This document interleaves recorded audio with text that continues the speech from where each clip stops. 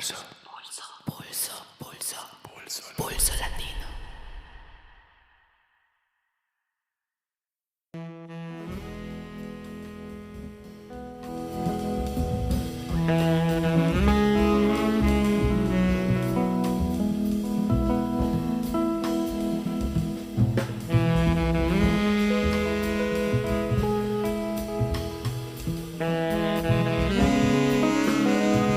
Saudações latinas! Está começando agora mais um mini pulso do podcast com mais portunhol de toda a podosfera.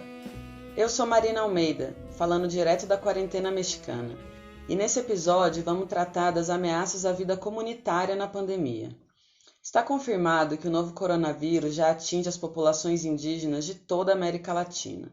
Os grupos indígenas representam hoje 8,5% da nossa população total. Mas, por outro lado, compõem 30% da população que hoje vive em condições de extrema pobreza na nossa região. A vulnerabilidade dos povos indígenas ante o Covid não é resultado de um fator biológico, mas sim da desigualdade histórica de condições dignas de existência e das constantes tentativas de impedir a realização de suas formas diversas de vida em seus territórios ancestrais. Assim, além da vulnerabilidade diante de um provável contágio por Covid provocado pela histórica dificuldade de acesso aos sistemas públicos de saúde, pela destruição da sua autonomia alimentar e pelas complicações de realizar isolamento em contextos cotidianos comunitários por excelência, o que faz deles um grupo de risco nessa pandemia. Os povos indígenas de toda a América Latina também denunciam que os invasores não estão fazendo quarentena e que as ameaças de grupos extrativistas, do agronegócio e do avanço de megaprojetos sobre seus territórios só têm aumentado com a crise sanitária atual, provocando mais conflitos e violências nas comunidades. E o que dizer daquelas populações indígenas urbanas que vivem nas periferias de grandes cidades ou que suas comunidades se transformaram em pequenas cidades periféricas? Ali, qualquer política pública voltada especificamente para suas necessidades e interesses como povos culturalmente diversos lhes é rotundamente negada, e a pandemia vem aprofundar a crise econômica e a fome para estes que estão invisibilizados. Estamos diante de um provável etnocídio. Por isso, nesse mini episódio do Pulso Latino, decidimos conhecer e denunciar, através das vozes de companheiras e companheiros latino-americanos, a realidade que enfrentam os povos de alguns países da nossa América nessa pandemia, além de visibilizar as estratégias que as próprias comunidades vêm desenvolvendo para afrontar velhos e novos problemas que essa pandemia vem trazendo. Nós do Pulso Latino agradecemos muito a colaboração de todos vocês que nos enviaram esses relatos. Bora lá escutar, galera!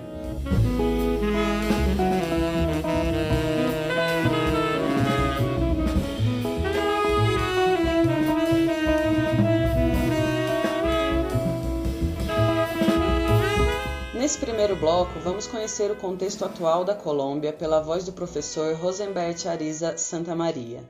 Logo depois, também vamos ter a oportunidade de escutar da antropóloga brasileira Crislen Mayra Barbosa e do companheiro aimara Roger Adan Chambi-Maita o que está acontecendo numa das maiores cidades indígenas da América Latina, a cidade de El Alto, na Bolívia. E finalizamos esse primeiro bloco ouvindo o advogado e pesquisador Luiz Fernando Ávila contando pra gente a situação dos povos indígenas lá no Equador.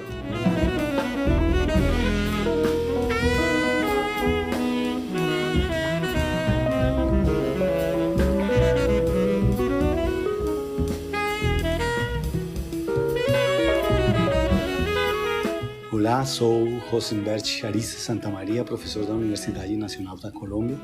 Estou em Bogotá. A situação dos povos indígenas é a seguinte. Nós temos 13 povos afetados: Mirañá, Ticuna, Inga, Tariano de Yabaré, Yucuna, Ocaina, Zenú, Mocanas, Uguas, Yupas, Pastos, Guayú e Yanacona.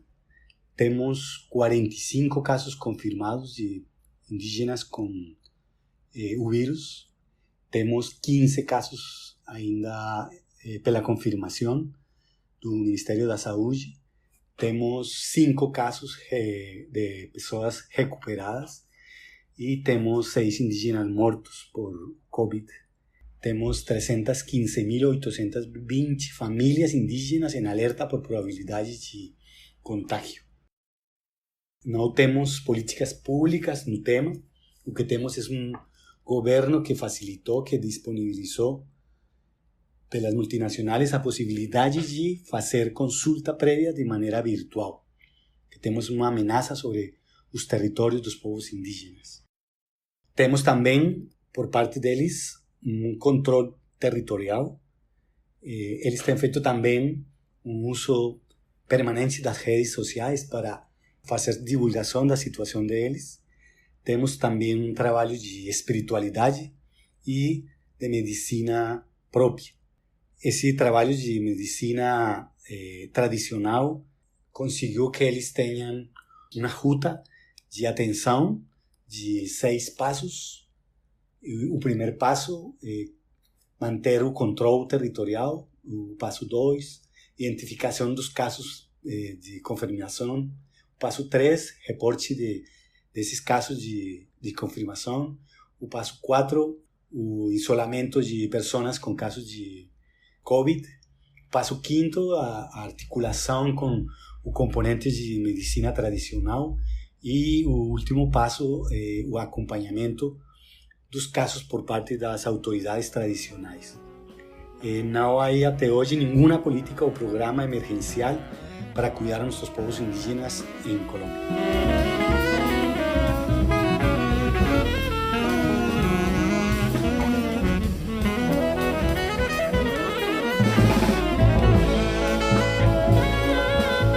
Oi, eu sou a Crislene Mayra Barbosa Gonçalves, sou antropóloga brasileira e eu vivo na Bolívia há mais de 3 anos. Durante esses 3 anos, eu moro com uma família indígena aimara da comunidade de Etiacate, e que é uma família que migrou para a cidade de El Alto, que é uma cidade que fica no estado de La Paz. A Bolívia é o segundo país da América Latina com maior número populacional de indígenas. Mais 50% da população se auto-identifica com alguma das 36 nações mapeadas pela Constituição de 2009, que é a Constituição do Estado Plurinacional da Bolívia. É um país que passou por uma reforma agrária em 1953, que é decorrente da Revolução de 1952. Por isso, a maior parte dos nossos alimentos são provenientes da agricultura familiar indígena e são vendidos em feiras. Na cidade indígena de El Alto, onde eu vivo, existem mais de 400 feiras construídas por pessoas que trabalham no mercado informal. Na Bolívia, ele é mais de 60% dos trabalhos. E só na cidade de El Alto ele está entre 70% e 80% dos trabalhos. E nessas feiras, a gente compra parte substancial dos nossos alimentos diários. Então, nós não somos dependentes de grandes supermercados, como em outros países da América Latina.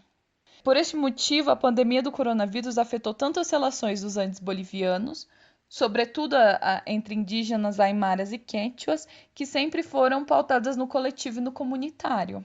As privações dos espaços públicos, dos afetos coletivos, a produção coletiva, têm sido barreiras muito grandes para os indígenas. As medidas do governo provisório da Janine Áñez não têm sido muito efetivas. Além de direcionar um número insuficiente de auxílios que não chegam a todas as famílias necessitadas, está demorando muitas semanas para distribuir esses auxílios. E para as pessoas que vivem desse mercado informal, que trabalham cada dia para comprar os alimentos diários, para eles é muito complicado poder sobreviver esperando um auxílio do governo que não chega, o que demora tanto tempo, porque essas pessoas estão passando dias sem comida. Para ter acesso ao dinheiro, essas famílias passam noites inteiras nas portas dos bancos, aguentando o frio da cidade de El Alto, que durante a madrugada chega a graus negativos e muitas vezes não conseguem receber os auxílios prometidos pelo governo, que até então os que foram direcionados pelo governo, né? Porque alguns vão ser direcionados, vão ser só a partir do dia 26 de maio, por exemplo.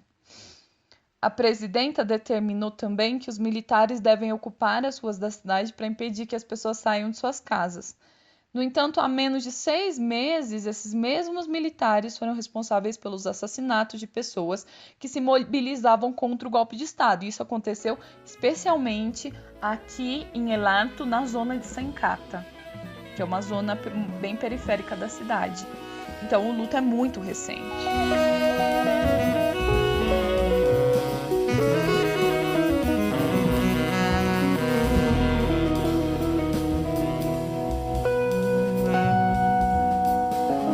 Olá, meu nome é Roger Adán Chambimaita, sou da Bolívia, da etnia Aymara. Infelizmente, o governo central até agora não tem políticas dedicadas especificamente aos povos indígenas. Ao contrário, fomentou o discurso discriminatório direcionado aos setores racializados. Por exemplo, na cidade del Alto, muitos setores não podem obedecer às medidas de quarentena porque não têm condições de se manter sem uma atividade comercial. Não teriam o que comer. Diante dessas atitudes, o governo envia militares e polícias para amedrontar a população, criando discursos sobre esse sector como selvagens e incivilizados. Ainda assim, são as comunidades indígenas que estão impedindo o aprofundamento do desastre provocado pela pandemia na economia. As comunidades rurais indígenas estão fomentando práticas de escambo junto com outras práticas comunitárias como o AINE, que é uma lógica de reciprocidade dos andinos. Outros sectores se organizaram para exigir que as autoridades municipais locais destinem seus salários para comprar materiais necessários para a proteção coletiva do coronavírus. E nos sectores urbanos, como é o caso da cidade del Alto, apesar das medidas de quarentena, muitas famílias aymaras estão expondo suas vidas quando saem para as feiras e vendem seus produtos para levar o pão de cada dia para seus lares.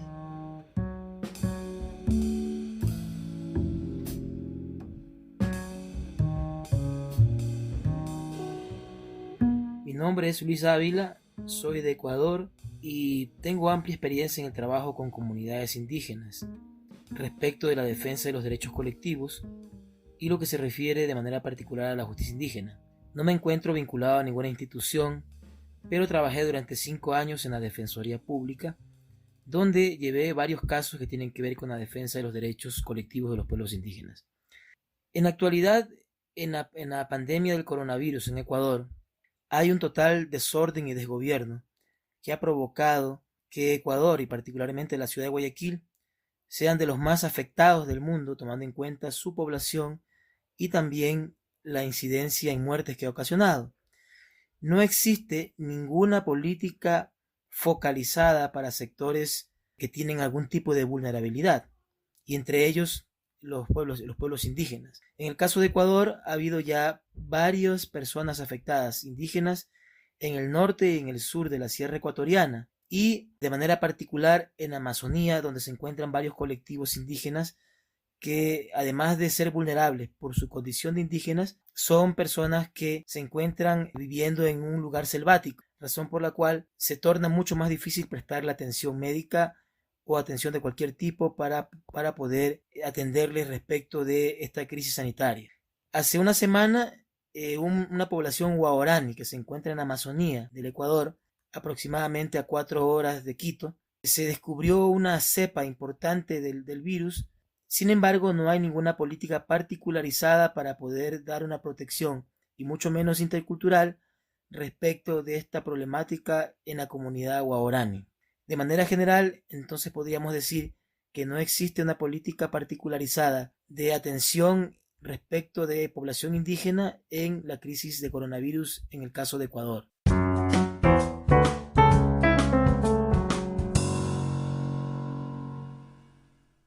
Nesse segundo bloco, o tema é Brasil. E vamos começar escutando a historiadora Manuela Areias Costa falar da situação das nossas comunidades quilombolas, população que tem a sua situação de vulnerabilidade ainda mais invisibilizada nessa pandemia.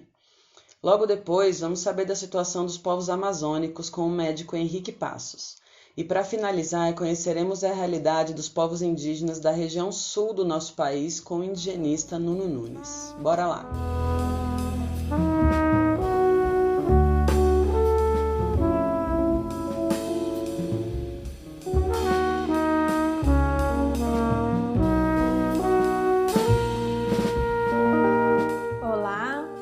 Eu sou Manuela Areias, historiadora e professora na UEMS, e eu falo de Dourados, Mato Grosso do Sul. Primeiramente, é preciso dizer que existem quase 3.000 comunidades quilombolas urbanas e rurais certificadas e espalhadas pelo território brasileiro, que se mantêm atuantes na luta por políticas públicas e reparação de seus direitos. Além do direito à terra e preservação de bens culturais, essas populações lutam fundamentalmente por cidadania, justiça, respeito à diversidade, acesso à saúde, desenvolvimento autossustentável e projetos pedagógicos que dialoguem com suas histórias e culturas. As fragilidades socioeconômicas e a não efetivação de direitos devido à falência deste governo atual e os problemas de outros governos e também as dinâmicas do racismo institucional deixam os quilombolas numa situação de vulnerabilidade ainda mais intensa frente à pandemia. O que vem ocorrendo é uma ausência de políticas públicas e uma invisibilidade em relação ao alastramento da doença em territórios quilombolas. Essa questão não tem recebido a atenção devida das autoridades públicas e dos meios de comunicação. O último boletim epidemiológico emitido pela CONAC, Coordenação Nacional de Articulação das Comunidades Negras Rurais Quilombolas, destaca essa questão e a frágil estrutura do sistema de saúde nesses territórios e os riscos de uma tragédia. Ainda não chegaram amparos emergenciais e medidas de proteção mais efetivas aos quilombos de todo o Brasil. E nesse contexto da pandemia, é fundamental considerar as comunidades urbanas e rurais. É alarmante a entrada do vírus não apenas nas comunidades rurais, como também entre os quilombolas que vivem em contextos urbanos. O próprio Ministério da Saúde reconheceu que a morte por coronavírus é maior entre negros do que brancos. Porém, ocorre uma negligência por parte do Estado em relação a essa população. Não existem dados oficiais que apontem o número de quilombolas que estão perdendo a vida. Quem tem feito esse monitoramento, que deveria ser feito pelo Estado, ou seja, pelo Ministério da Saúde, é o próprio movimento quilombola. Dados da transmissão da doença em territórios quilombolas estão sendo subnotificados, pois muitas secretarias municipais deixaram de informar quando a transmissão da doença e morte ocorre entre pessoas quilombolas. Ou seja, a identidade da vítima não é vinculada ao local de moradia.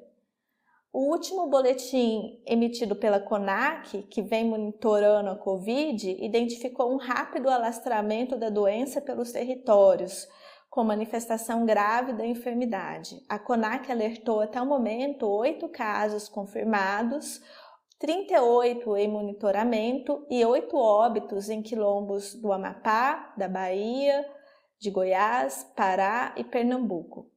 Em relação aos problemas que as comunidades quilombolas estão enfrentando com essa pandemia, eu destaco que as comunidades não contam com um sistema de saúde estruturado, os quilombolas não possuem uma secretaria especial de atendimento como a CESAI para os povos indígenas. Muitos quilombolas enfrentam a dificuldade de ir até grandes centros, até centros de saúde melhor estruturados, e algumas comunidades têm acesso às cidades por meio de barcos, como ocorre com quilombolas da Amazônia, né? Muitos, inclusive, são ribeirinhos. As condições de acesso à água em muitos territórios é motivo de preocupação, pois dificulta as condições de higiene necessária para evitar a propagação do vírus. A crise da Covid também traz diversas consequências econômicas na vida das famílias quilombolas.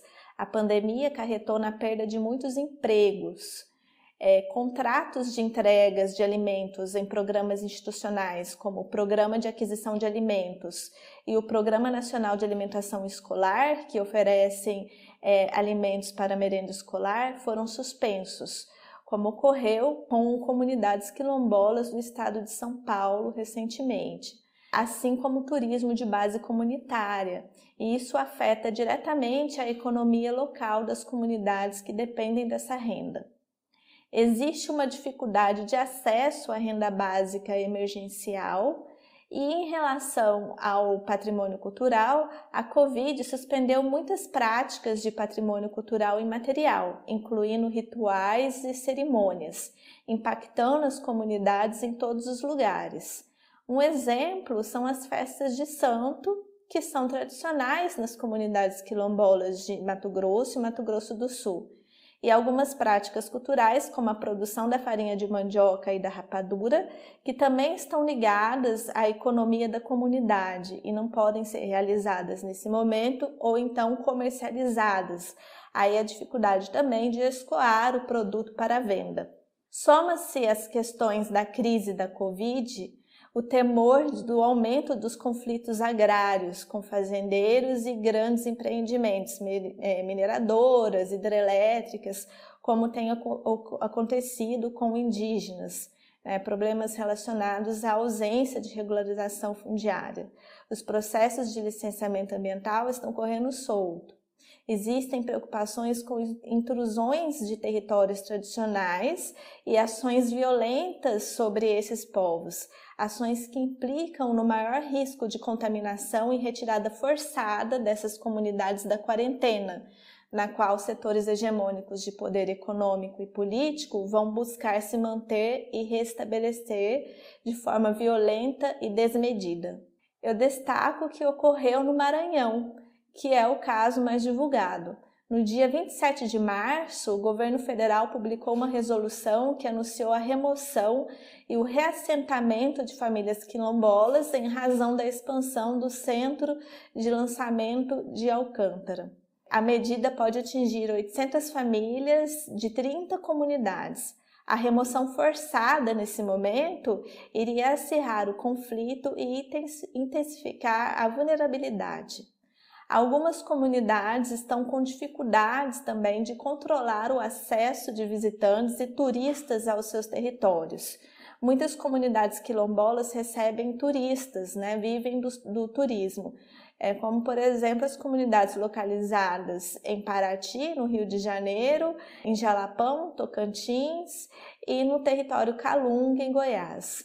Em relação à educação, as crianças que até recentemente estavam sem aulas presenciais, agora seguem prejudicadas com a medida anunciada da retomada das aulas de maneira online, ou seja, do ensino à distância por meio de chamadas de vídeo, o que restringe o acesso apenas aos que disponibilizam de meios tecnológicos, de celulares ou de computadores e que têm acesso à internet.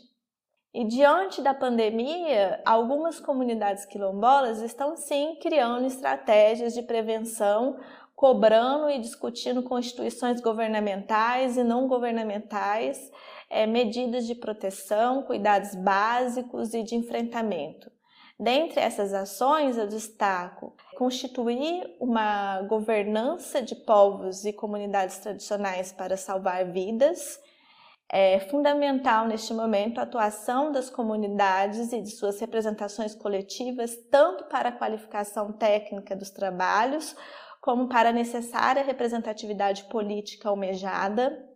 Também é necessário implementar ações emergenciais de acesso à saúde, fortalecer o Sistema Único de Saúde Público existente para controlar o tratamento da pandemia, distribuir itens de higiene e disponibilizar testes, fornecer cestas básicas e facilitar o acesso à renda básica emergencial, constituir barreiras sanitárias junto às comunidades, considerando inclusive o acesso à água de qualidade, avaliar as condições das especificidades locais das comunidades urbanas e rurais, monitorar o entorno de onde vivem os quilombolas, diagnosticar obras de infraestrutura licenciadas que concentrem contingentes de trabalhadores, realizar um controle epidemiológico em que pese a questão da quarentena para a entrada e saída de pessoas da comunidade,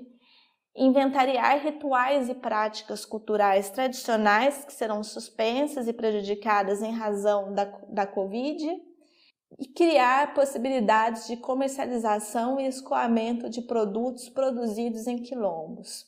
Por fim, eu ressalto que neste momento da crise, demonstra ser mais urgente a regularização fundiária dos territórios quilombolas, o fortalecimento e ampliação de políticas públicas diversas voltadas para os segmentos dos povos e comunidades tradicionais. E também a necessidade de manter o diálogo entre Estado, organizações não governamentais e associações das comunidades.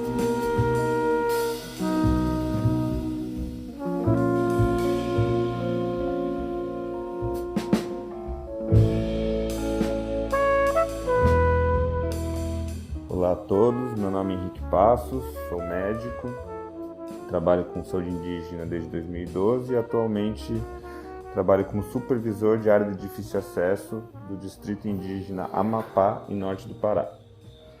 Então, quanto à primeira pergunta, se há registros de casos na população indígena, sim, né? Mas essa pergunta teria que ser respondida de duas formas, né? Uma que são a situação dos indígenas aldeados e aos quais a CESAI, né, Secretaria de Saúde Indígena, responde, e ao registro de mais de 40 casos com 2 óbitos, né? Mas a gente sabe que a população de toda a Amazonas é predominantemente indígena, a cidade de Manaus tem uma população periférica predominantemente indígena, então aí seriam muitos mais registros e muitos mais casos de óbitos.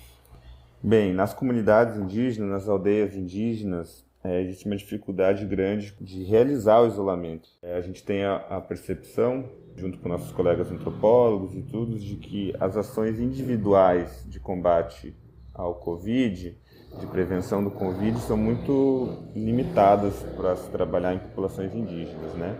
Isso de lavar a mão, ensinar o índio a lavar a mão, a cuidar disso, cuidar daquilo, essas ações individuais não vão funcionar porque são culturas de comportamento, em geral, coletivo, né? Então a gente tem esse receio de que se um indígena pegar, toda a comunidade pega, né? Porque tem hábitos coletivos de alimentação, hábitos coletivos enfim, entre os guaranis tem a casa de rezo, tem o hábito do pitanguá, por exemplo, né? De um tabaco em roda.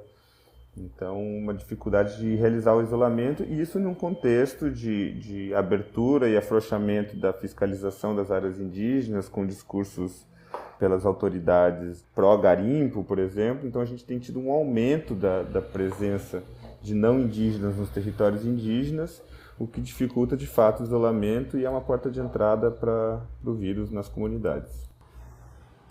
A gente observa aí tanto como um problema nas comunidades, nas cidades, né, tanto para a população indígena aldeada quanto a população indígena nas cidades, uma crise de abastecimento, né, nos estados do norte do país. E, na verdade, o Covid traz a exposição de um sistema já fragilizado, né, desvios de recursos do SUS, enfim, um sistema bastante desestruturado e que é exposto no momento de crise, né? Ou seja, que é uma desestruturação histórica já, né? Então, de um modo geral, a gente pode dizer que os problemas que a pandemia vem apresentando para as comunidades, nas comunidades e nas cidades, aos indígenas, estão relacionados à vulnerabilidade histórica desses povos. Então, muito tem se falado de Manaus, né, com essa centralidade em Manaus, mas que a gente sabe que o vírus já está pelos rios e pelas bacias hidrográficas do Amazonas, né, e do Pará, norte do Brasil, e que a estrutura para dar conta, né, do enfrentamento desse vírus é muito precária. Então, há muito importante a questão dramática, a questão da subnotificação, né, de não haver testagens suficientes, laboratórios sobrecarregados.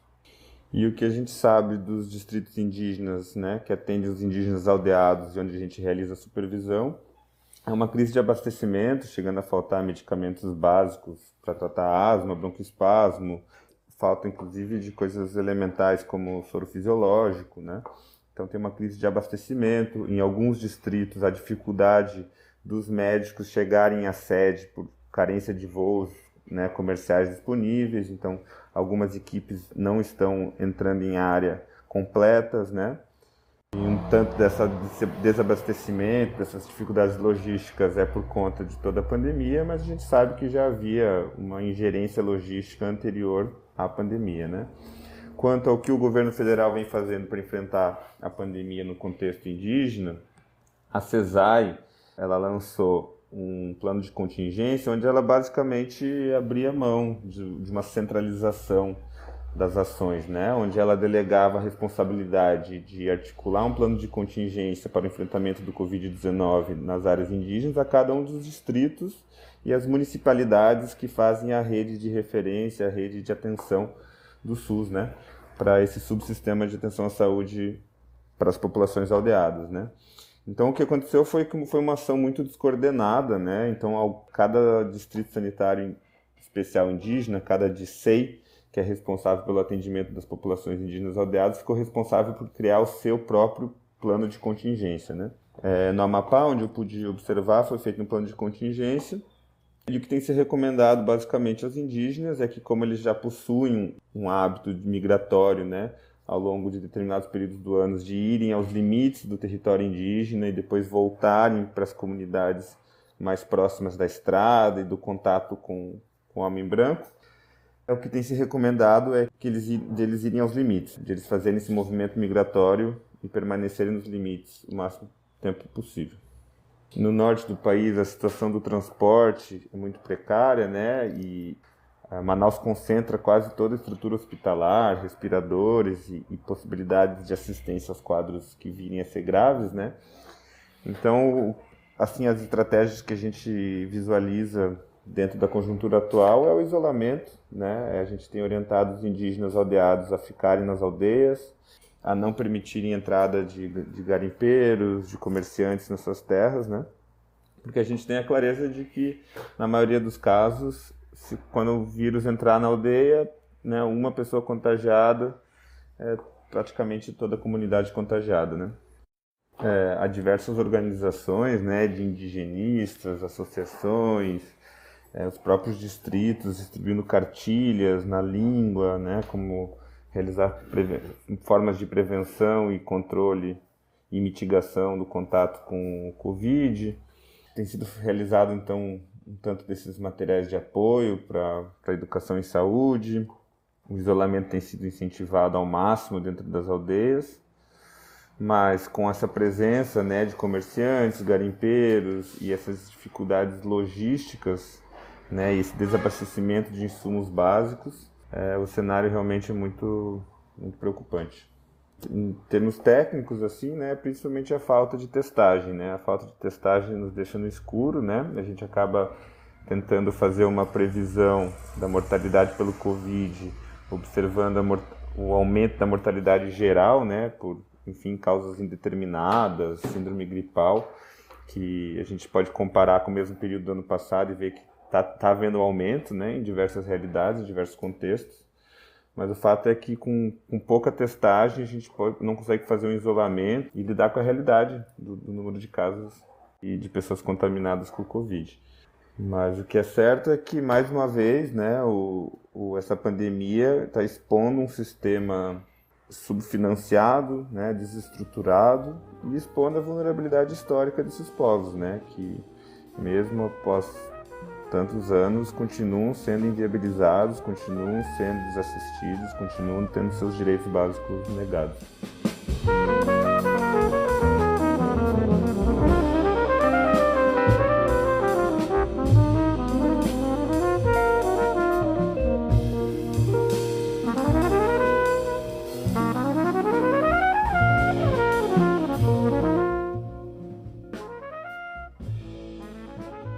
Olá, eu sou Nuno Nunes, indigenista do Brasil. Trabalho em todo o território nacional com os povos indígenas. Sobre os casos de Covid no sul do Brasil, os registros que a gente tem até hoje, dia 4 de maio, são 2 casos confirmados no interior do sul do Brasil. E essa região do interior sul, ela é composta pela etnia de maioria Caingangue, do povo de língua tronco macro-G, tronco linguístico G. São parentes dos Kayapó e dos Chavantes, que é o corredor central do território brasileiro, né? Desde o Cerrado até a Mata Atlântica de altitude aqui no sul do Brasil, né? Então, são 2 casos confirmados. E no litoral, que é composto por maioria do tronco tupi, que é o povo da etnia Mbuiá-Guarani, Guarani Nhandeva também, eles não têm nenhum caso ainda confirmado. Porém, o que acontece é que a confirmação ela é feita via testes, e não há testes suficiente para todo mundo, e nas terras indígenas e nem nas cidades, e muitos indígenas aqui no sul vivem nas cidades também, onde trabalham e vendem artesanato.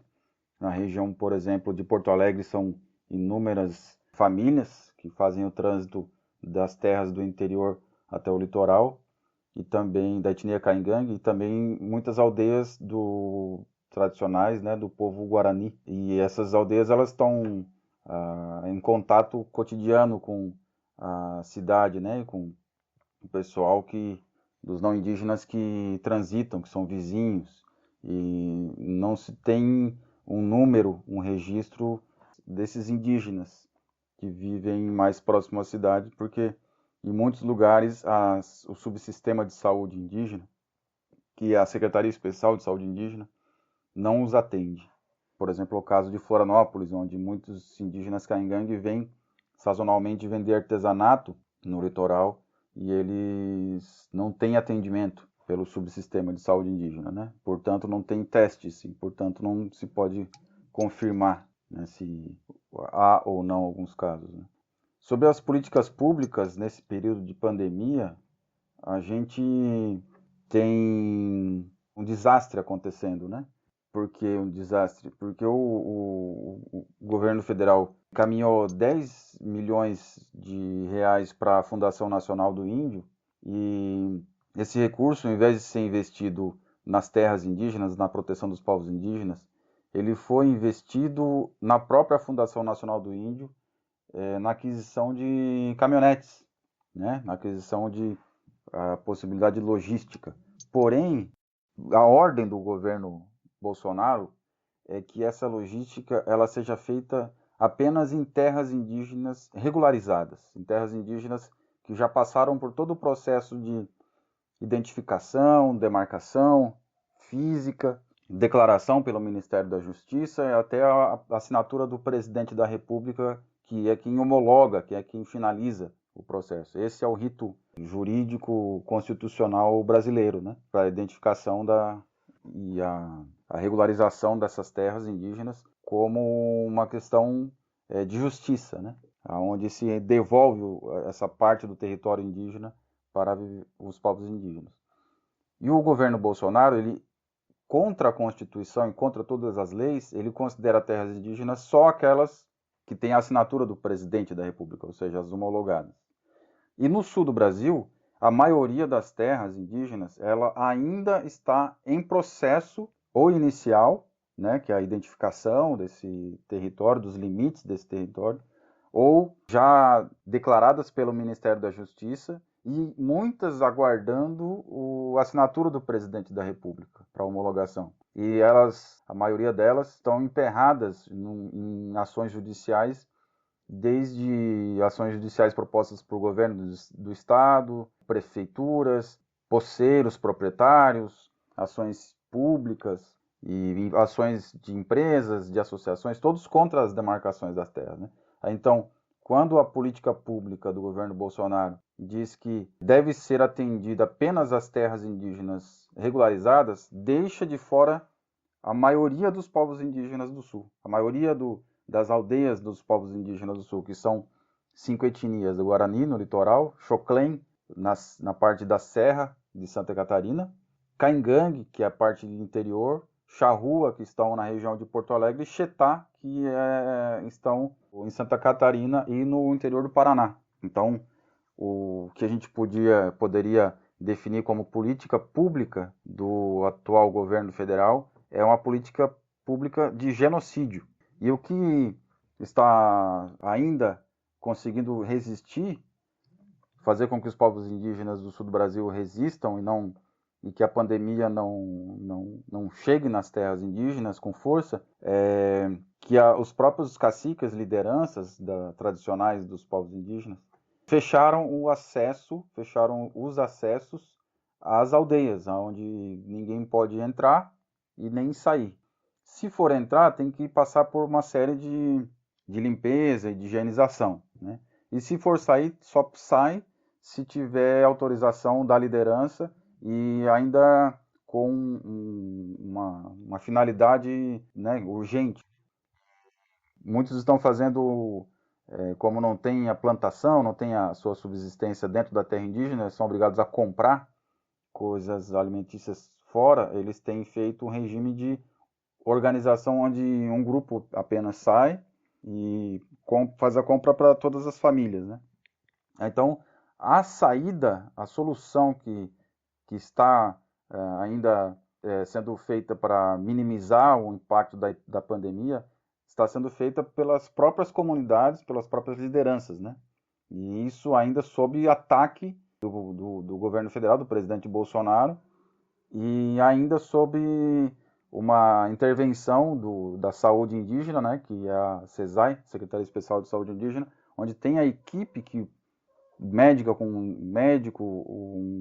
enfermeiros, né, motoristas, que tem que percorrer essas comunidades para fazer os levantamentos. Essas equipes, elas estão sem as condições mínimas, né, e só resta a elas entrar nas aldeias, passar as comunidades a ter o risco de contaminação, e aí quando eles chegam lá, eles falam o óbvio, que todos os caciques e lideranças já falaram para suas comunidades, que é lavem as mãos, usem o álcool gel, né, e tudo mais. Então é uma situação de guerra, que os povos indígenas também já viveram essas guerras de germes e de vírus, né? Desde 1500, convivem historicamente com esses períodos, e muitas comunidades ainda mantêm, né, a maioria mantém forte essas histórias, e aí eles estão agindo da mesma forma que agiram ao longo